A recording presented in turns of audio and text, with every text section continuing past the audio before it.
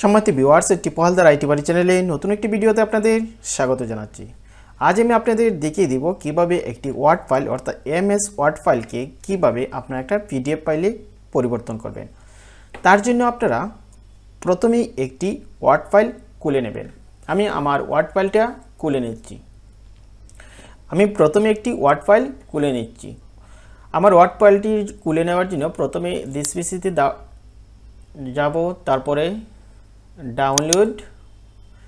Download folder থেকে এই যে আছে প্রাথমিক প্রত্যয়নপত্র, আমি এটা ডাবল ক্লিক করে ওপেন করে নিলাম। আমি মাইক্রোসফট অফিস 2019 দ্বারা আমার ওয়ার্ড ফাইলটি খুলে নিয়েছি।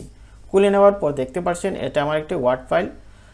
এই ওয়ার্ড ফাইলটি যখন আমি পিডিএফে নিতে চাই তখন আমি এই যে ফাইল আছে এই ফাইল মেনুতে ক্লিক করব, তারপরে সেভ এজে ক্লিক করব।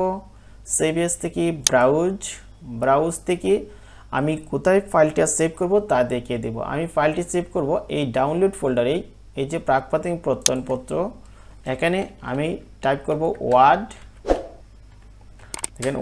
Two PDF. তারপর যে নিচের দিকে লেখা আছে দেখেন save as type Word document আছে, এখান থেকে আমি জাস্ট পিডিএফটা দেখিয়ে দিব। পিডিএফটা দেখিয়ে দিলাম, তারপর নিচের দিকে আছে সেভ, আমি সেভে ক্লিক করব। আমার ওয়ার্ড ফাইলটি পিডিএফে সেভ হয়ে গেল।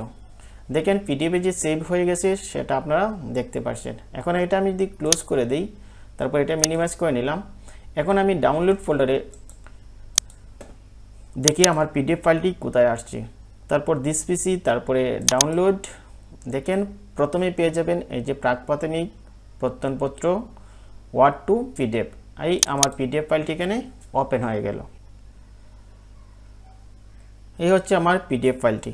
অর্থাৎ এভাবেই আপনারা কোনো একটি ওয়ার্ড ফাইলকে সহজে পিডিএফ ফাইলে পরিবর্তন করতে পারেন। তাহলে ভিডিওটি আজকে এই পর্যন্তই। ধন্যবাদ সবাইকে, দেখা হবে নেক্সট ভিডিওতে।